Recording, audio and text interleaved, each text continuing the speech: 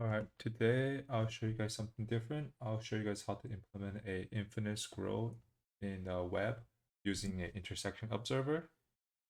So to start with, we're going to create a really simple template, HTML template with the on-order list. So we're going to start with the on-order list. And we're going to give this an ID called the infinite scroll list, let's say.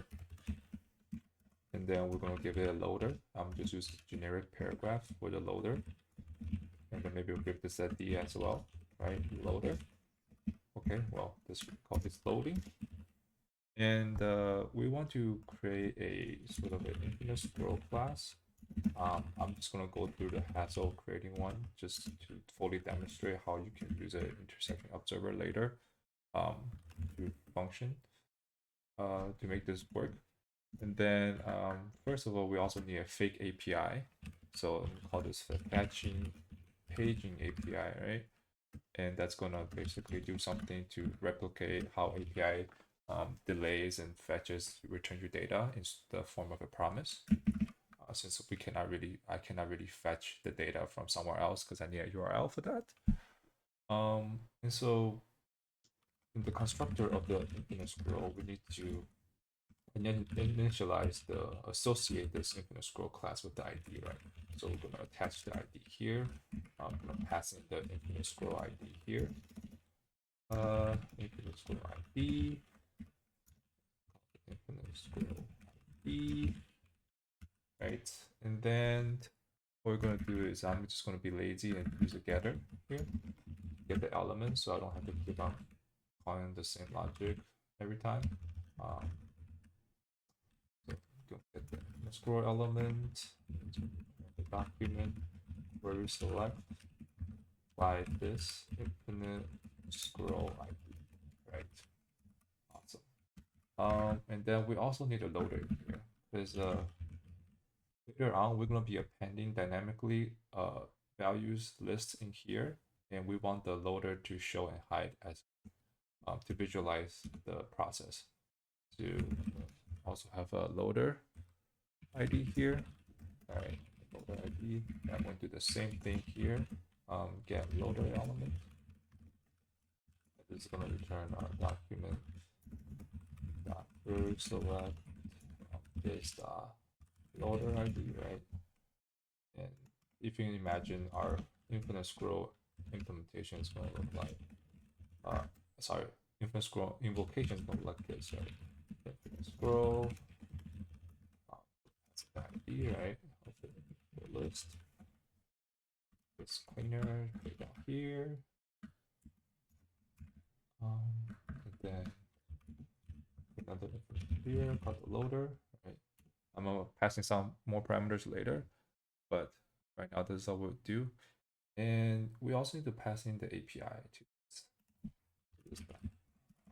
So API equals or this dot, we'll call it fetch API equals this dot API. Sorry, not this dot API, just API. Right.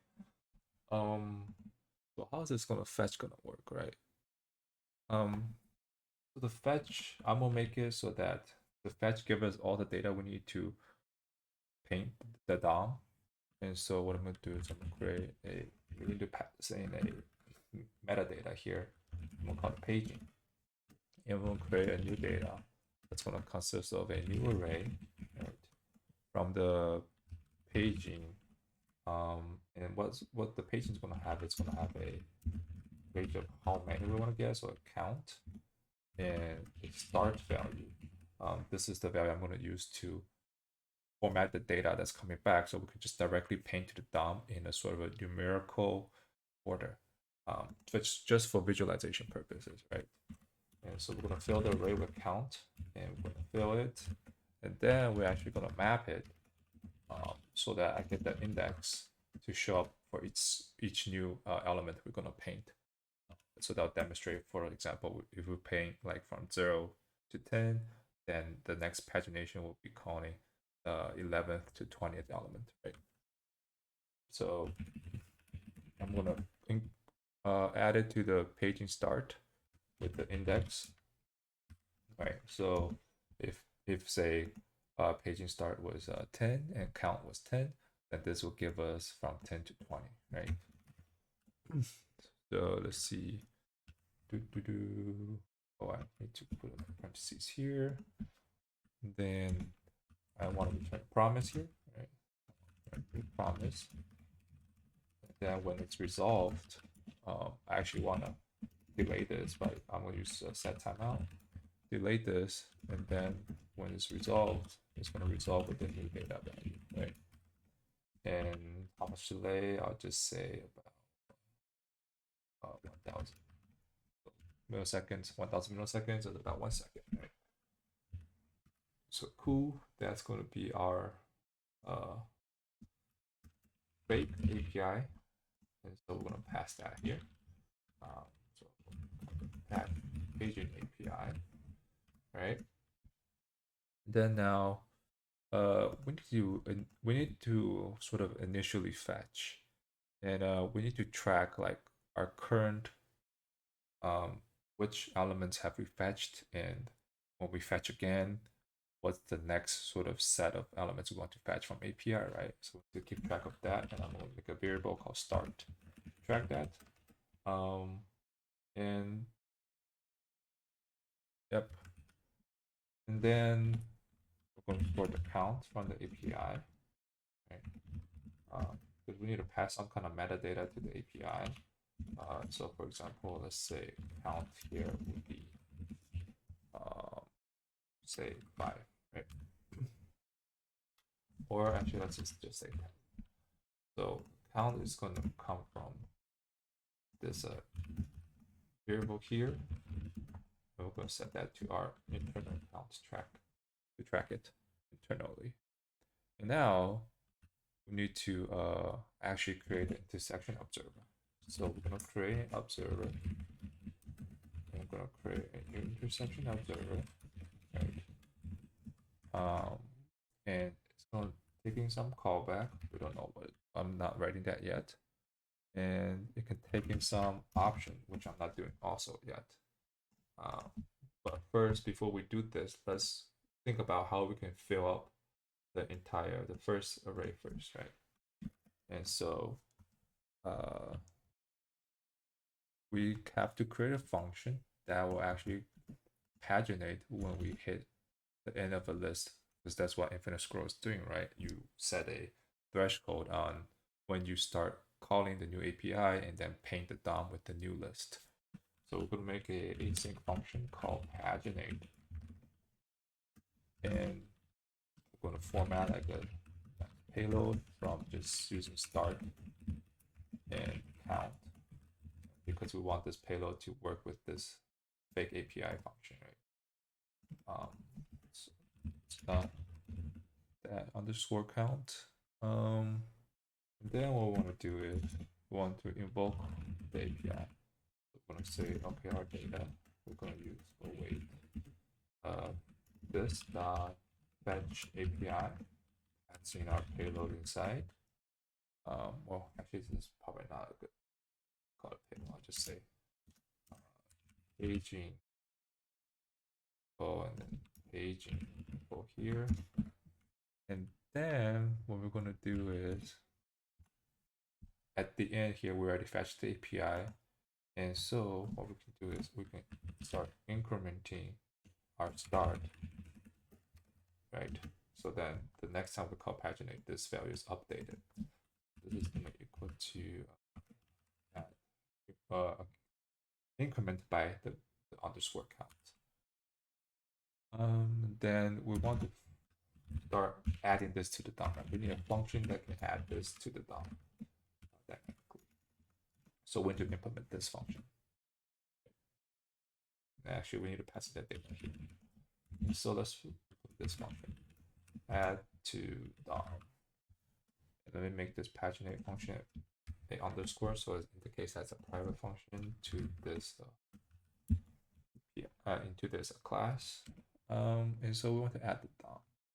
What we're going to do is for every piece of data that comes back, so every element of this array that comes back, we're going to create a new element, a li element, right? Because we are dealing with elements on the list, and we're going to inject the li elements as children to this list, and we're going to keep injecting um, every time we patch it.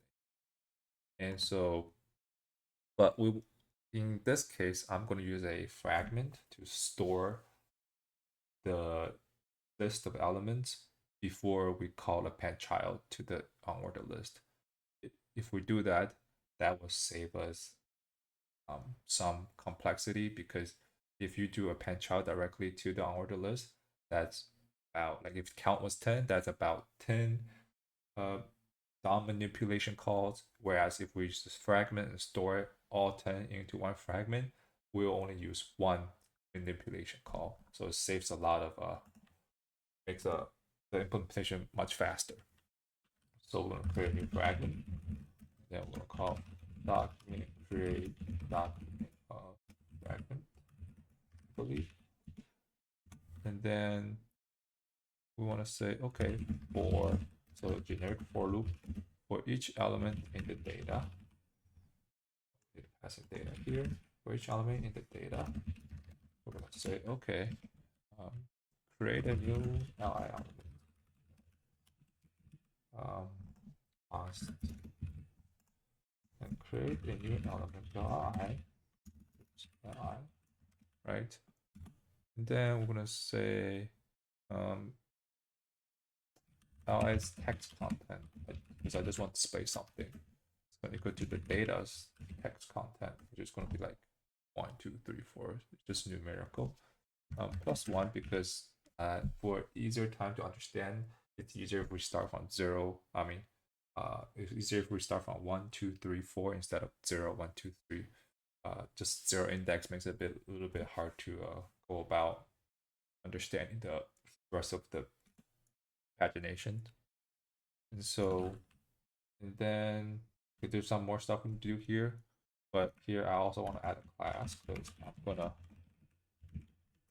add some class to this li content. I'm gonna call it item, right? And then here's the cool part. Here we need to do something with the observer. What that means is, because we're going to be using an element, one of these li elements, to detect whether or not we do start the next paginate. In this case, in my case, I think what I'm going to do is I'm going to use the last element. Right? So let's say if I equals to the last element, oops, then, you know, observe, or add an observer here, right? And then at the end, we can just append this fragment into the infinite scroll element. So the infinite scroll element and child back. All right, now let's have some fun and figure out how to actually make the intersection observer work. So first things first, we need a callback, right? And we need to implement a callback. So we're just gonna make a internal callback here. I'm gonna call it paginate callback, right?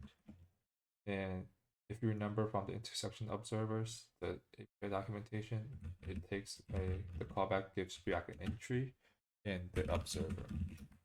And so what we're gonna do is for each entry, do here, if the entry is intersected, right? Then we want to actually show a loader, because we're going to start paginating, and we're going to start paginating. And actually, we have that function here, so we're going to say this that paginate. Right? Okay, so we add that callback here. This dot paginate callback. And one thing to note here is that we actually need to bind this context to the context of the infinite scroll. If we don't, inside here, the context of this will refer to the intersection observer, which is not what we want. So if we bind it here, this in this callback will refer to the infinite scroll class we have here. Else you're not going to find the paginate function. And I'm just going to ignore the observer options for now, right? Because that's not very useful for what I'm trying to do here. And then, okay. So maybe we should see, let's see. So it doesn't do anything right now. Right? Let's see what else we should do. Oh, let me add some classes. CSS is prettier. So the CSS class I'm gonna add, I'm gonna make a loader. Actually, no, I'm gonna start with the item first. The item, I'm gonna give it just some random height, and then I'm gonna give it a random background color, say gray, and then I wanna give it a margin so I can distinct I can add some spacing between each item, and then the font size will indicate how big the numbers are gonna appear, and then I'm gonna probably align it to the center. Cool. All right, so let's see. Count here. Then here, let me see what the console is saying. Loader ID is not defined. Oh, not defined.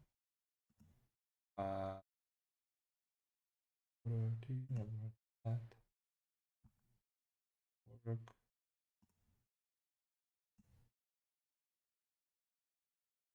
So loading is stuck right now. We want to actually show the elements. Did I do add down here? Yep. Let's see.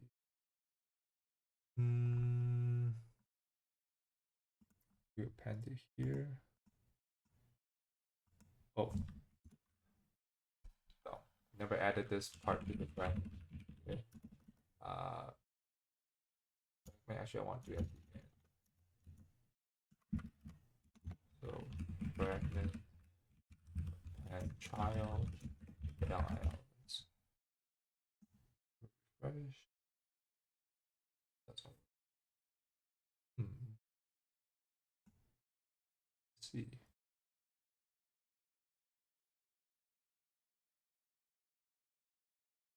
Let's see if our paginate calls him.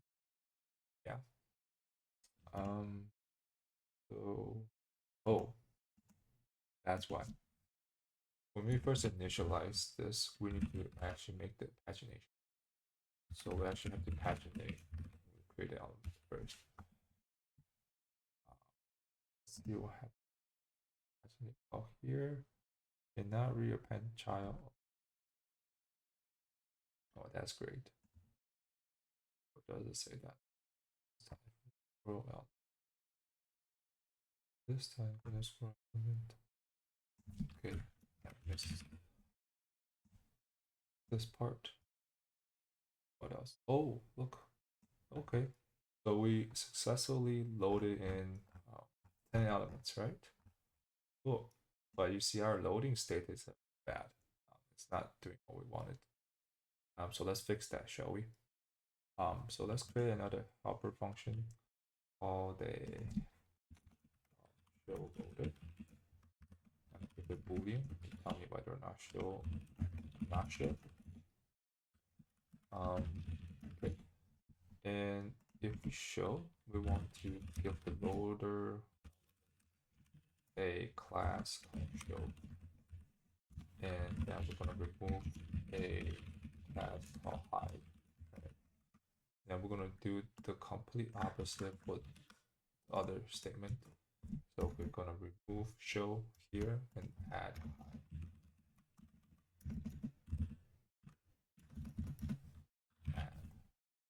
And here we, right?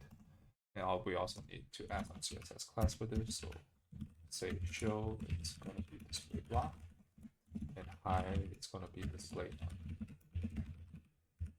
Okay, And then we also need to inject this logic into our pagination. So this kind of goes hand in hand with the paginate. Whenever we see a paginate, we should also do the loader here. So here, like I already added comment there, show a loader. So we're gonna show the loader here. And then since paginate is a synchronous function, we want to disable the loader when we know that everything has been completed. So say when we finally, whether or not there's a successful error, we want to remove the loader. So this dot show loader will be false. Here. And similarly, we need to here as well. This dot show loader true. And then finally, the loader is going to be show loader false. Right. Let's try running the loader here. Sorry, this has to be class list. So we're adding the classes and removing classes. So class list and class list. Here. Let's try that. Okay.